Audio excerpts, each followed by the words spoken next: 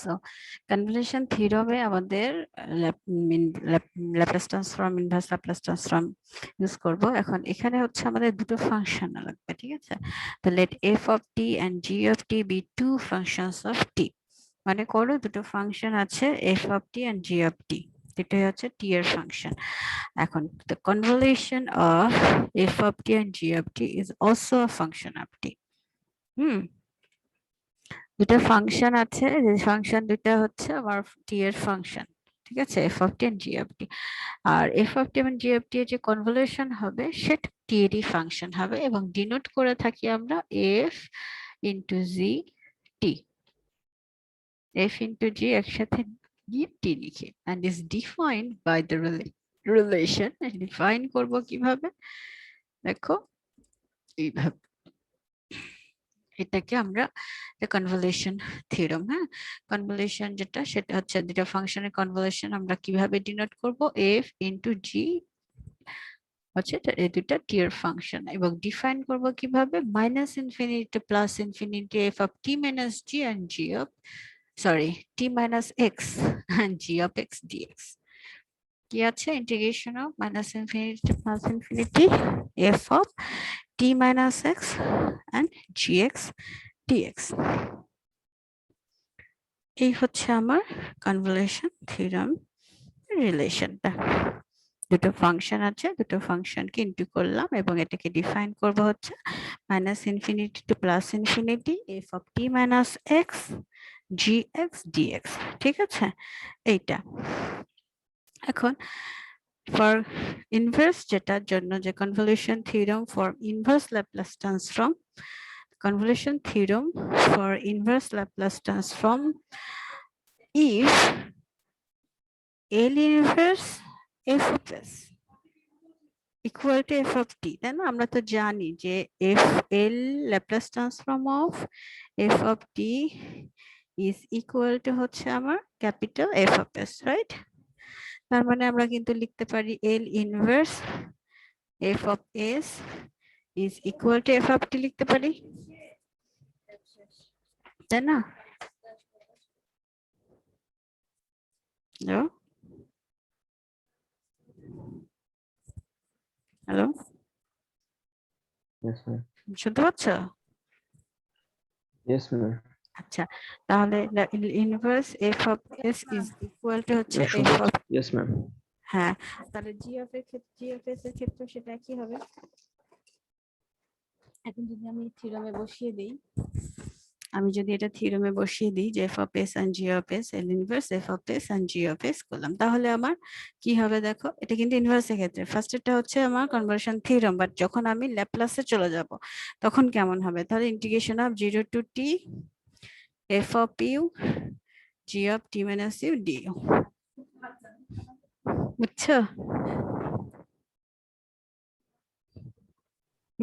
বুঝছো Yes, ma'am. কি হচ্ছে আমার? 0 to T F of you G of T minus you D, এইটা তোমাদের মনে রাখতে হবে, এইটা তোমাদের মনে রাখতে হবে।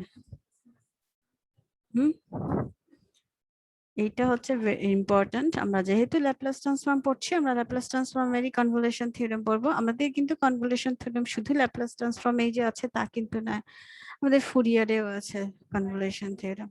সো আমরা যেহেতু এখন ল্যাপ্লাস পড়ছি, আমরা ল্যাপ্লাসের কনভলিউশনটা পড়বো, যে convolution theorem for inverse Laplace transform পড়ছি। সো ইনভার্স ল্যাপ্লাস ট্রান্সফর্মের ক্ষেত্রে আমরা হচ্ছে কি L inverse F of S G of S is equal to integration of 0 to T F of you G of T minus d. আর অঙ্ক কিভাবে করব একটু দেখলেই বুঝতে পারবে। সরি,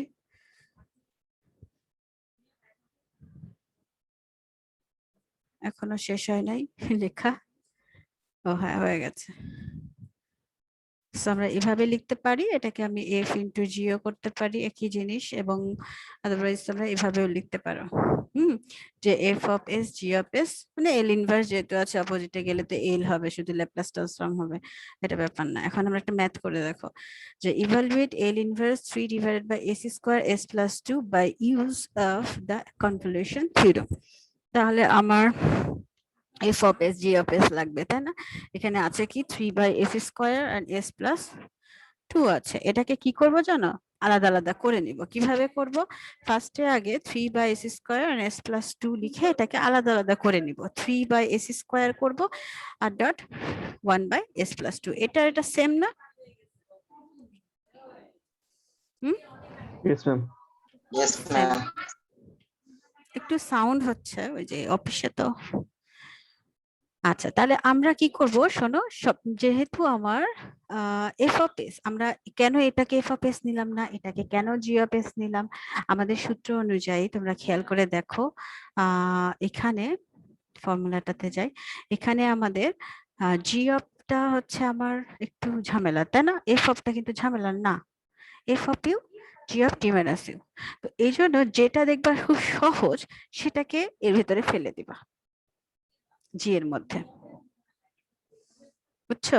তাহলে এখানে কিন্তু এসটা দেখো সহজ, আর s+2টা হচ্ছে আবার প্লাস প্লাস আছে, এই ঝামেলা আছে, এই জন্য করছে s+2টাকে আমরা এফ এফ এস নিলাম, আর 3/s² কে আমরা জি অফ এস নিলাম সুবিধার জন্য। এখন f of S equal to যদি এটা হয়, তাহলে F of T equal to কত হবে? এফ অফ টি হচ্ছে এল ইনভার্স এফ অফ এস, তাই তো?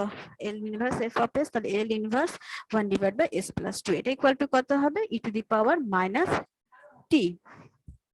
এটাকে আবার ওই টি মাইনাস ইউ করতে একটু ঝামেলার, এই জন্য আমরা এটা এখানে রেখে দিলাম, আর জি কিন্তু সহজ হয়ে যায়। জি অফ টি তে কি হবে? এল ইনভার্স জি অফ এস, তাহলে এল ইনভার্স 3/s² হলে আমরা কি হবে? 1/s², এল ইনভার্স হলে কত হয়? টি হয় না? টি এর ল্যাপ্লাস ট্রান্সফর্ম তো 1/s² নাকি? Yes, ma'am. হুম, আচ্ছা, এখন আমরা কনভলিউশন থিওরেমে বসিয়ে দিব।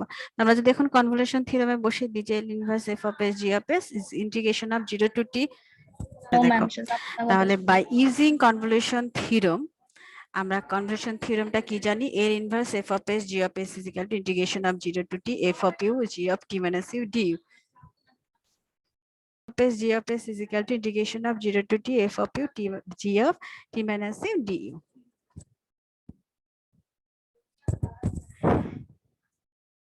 তাহলে এখন কি হবে এখানে বলো তো? F of g f of S G of s যেটা আছে সেটাই। এখন f of u equal to কত? এফ অফ ইউ মানে হচ্ছে যে এফ অফ টি কত?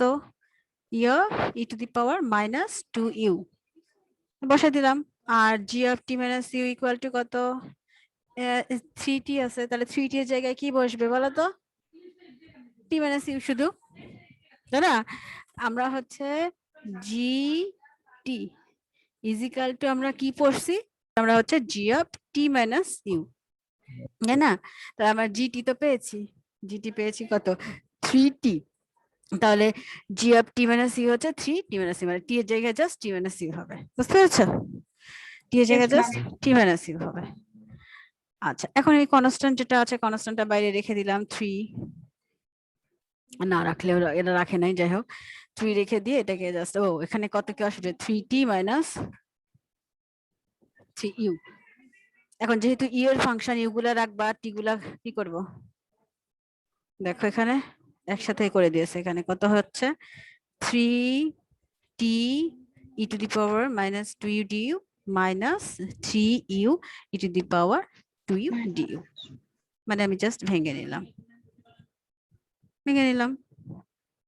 এখন জাস্ট ক্যালকুলেশন করব, ক্যালকুলেশন করলে হয়ে যাবে, মানে জাস্ট ইন্টিগ্রেশন করব। এখন দেখো ইন্টিগ্রেশন, এটা কিন্তু আমরা এটা কত কিসের সাপেক্ষে ইন্টিগ্রেশন করছি? ইউ এর সাপেক্ষে। ইউ এর সাপেক্ষে ইন্টিগ্রেশন করলে এটা কি? এটা তো কিছু না, তাহলে এখন আমার কাছে না বাইরে চলে আসলো, শুধু এটার উপর ইন্টিগ্রেশন করব। আর এটা যেহেতু ইউভি ফর্ম, ইউভি ফর্মে ইন্টিগ্রেশন, আমি কিন্তু একদম ডিটেলসে দেখতে পাচ্ছ, আমি হাতে লিখে দিয়েছি, একদম ডিটেলসে করা আছে। যদি ভুল থাকে তাহলে বলো, ভুল থাকতে পারে।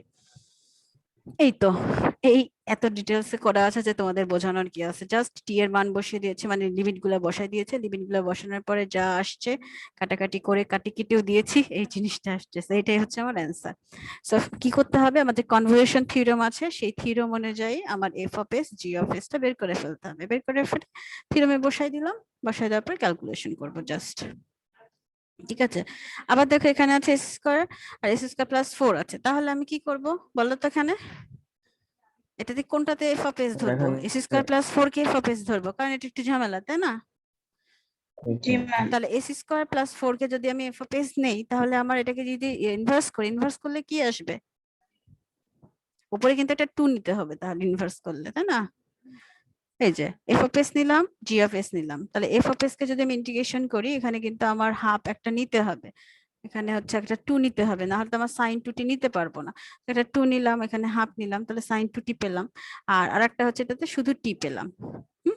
এখন শুধুমাত্র আমি কি করব, কনভলিউশন থিওরেমে গিয়ে বসিয়ে দিব।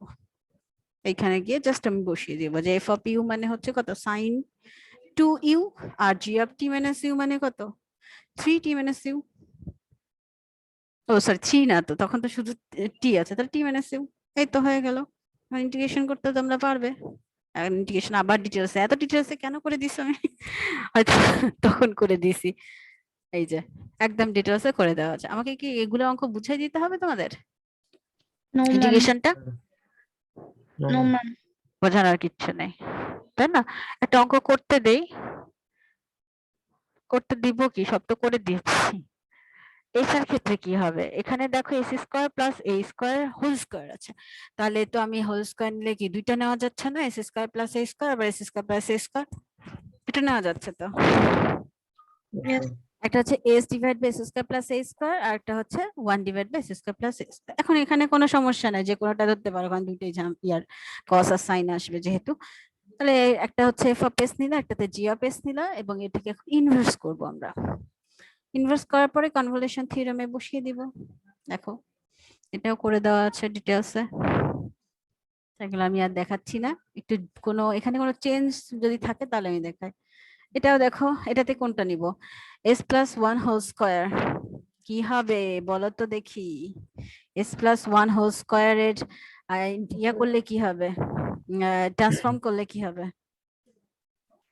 এস প্লাস 1 হোল স্কোয়ার মনে আছে? এটা কেন হলো বলো তো, কিভাবে হলো? ম্যাম মুझे 1/s স্কয়ার তো টি আসবে। হ্যাঁ, 1 আর by one- square e to the power আর e to the power minus t আসবে। এটা তোমার ma'am. পারবে, ল্যাপ্লাস ট্রান্সফর্ম পারলে এটা তো খুব সহজ। সো এই একই প্রসেসে আমি এটাও করবো, কোনো হোম